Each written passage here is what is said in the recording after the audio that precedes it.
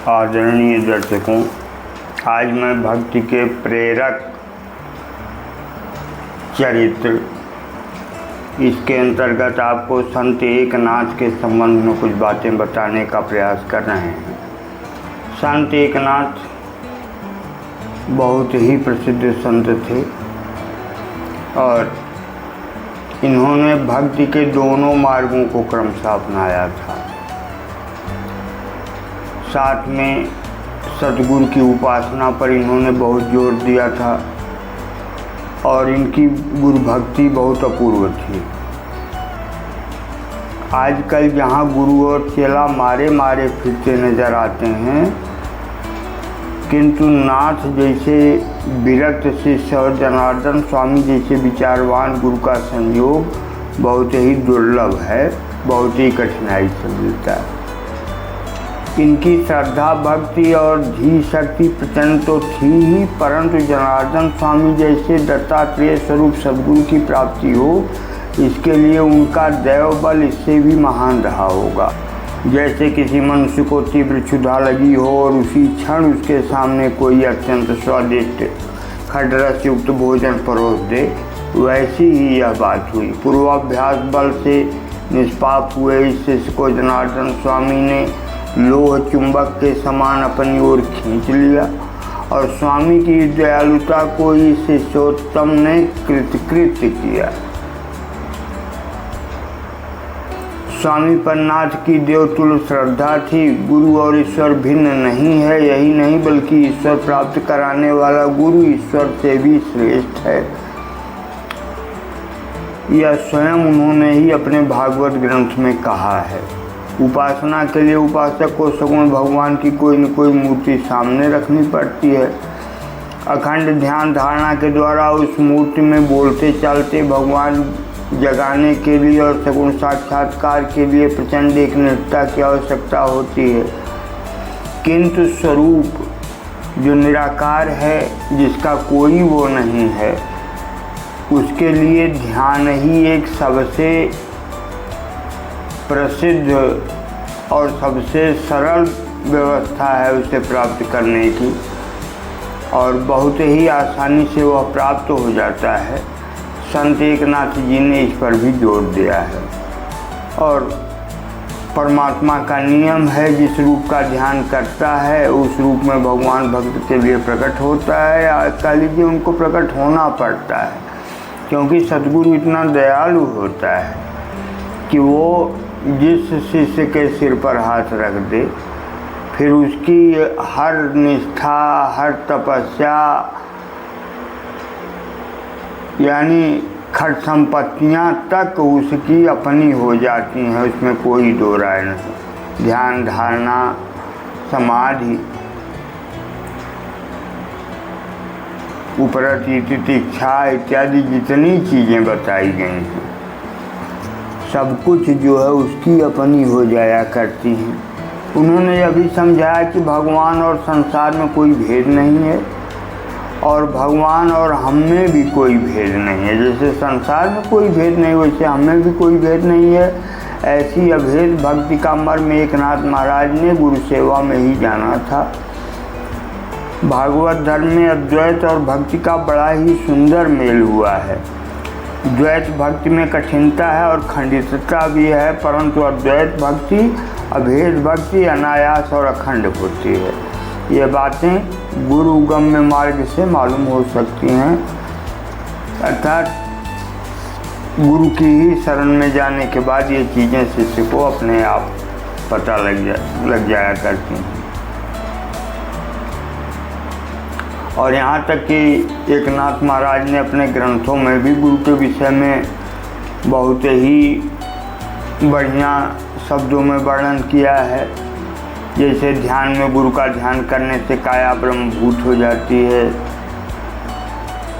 उन्होंने अपने गुरु जी के भी संबंध में कहा है कि धन्य है श्री जनार्दन, जिन्होंने मेरा ऐसा कल्याण किया जो मुझे देहातीत भगवान दे दिया।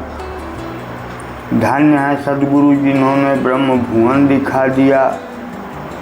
संसार रूपी विषैला अजगर लिपट गया, तब भगवान जनार्दन ही धन्वंतरी होकर मुझे मिले। एकनाथ जनार्दन का लाडला है और बड़ा दुष्ट है तथा जनार्दन उसे प्रेम का दूध ही पान कराते रहते हैं इत्यादि अनेक प्रकार से गुरु प्रेम के उद्गार उन्होंने प्रकट किया है अपने धर्म ग्रंथों में। और जनार्दन स्वामी पर एकनाथ की जो अपार भक्ति थी उसका किंचित आभास श्री रामकृष्ण परमहंस के विषय में स्वामी विवेकानंद जी ने जो कहा है उससे अधिक मिलता है।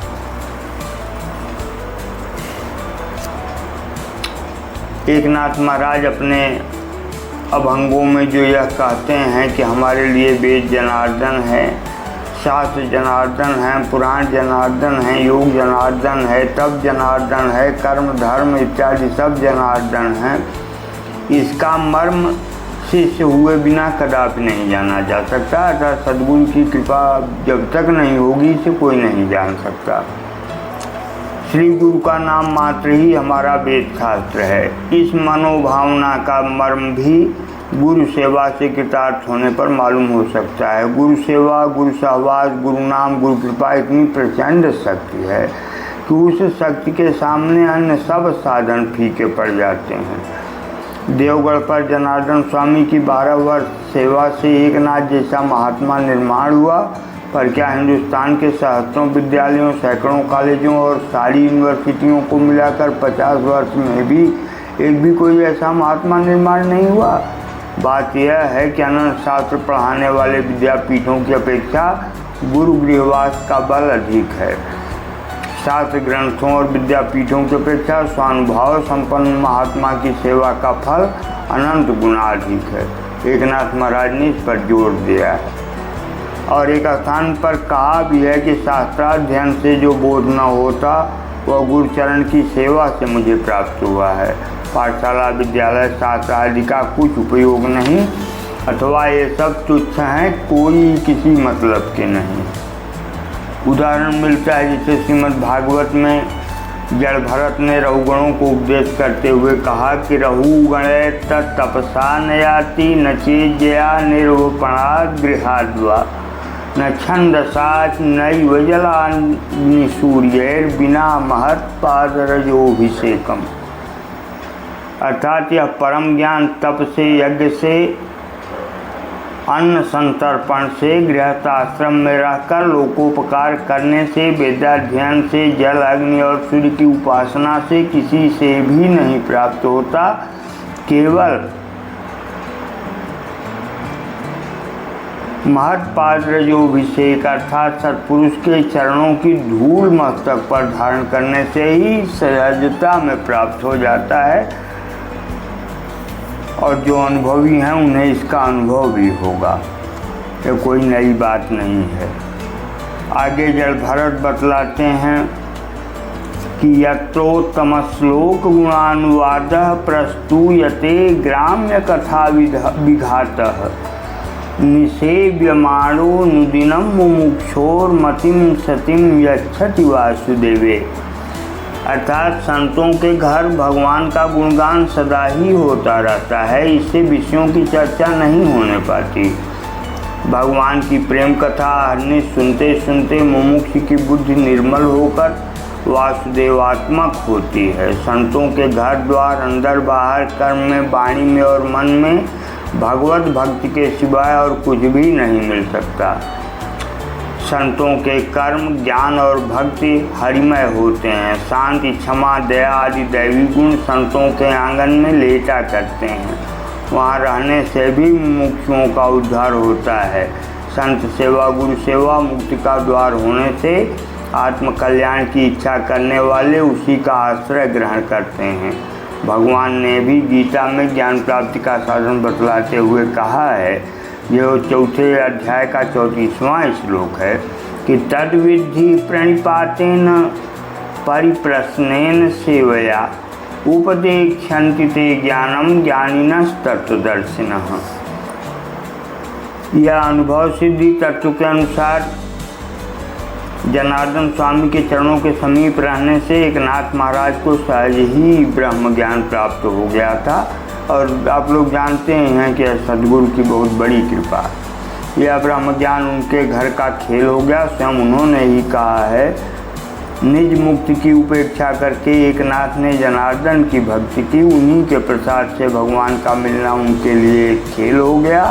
वह भगवत प्राप्ति का कोई यत्न नहीं करते तो भी भगवान स्वयं उनके घर में घुसकर अपना दखल जमाते हैं। यह गुरु भक्ति ही महिमा है जो भगवान सर्वांग से अपने आप को भूलकर यहाँ रम रहे हैं। धन्यवाद। आज के अंक में बस इतना ही। कृष्णाय वासुदेवाय हरे परमात्मने प्रणतः क्लेशनाशाय गोविंदाय नमो नमः।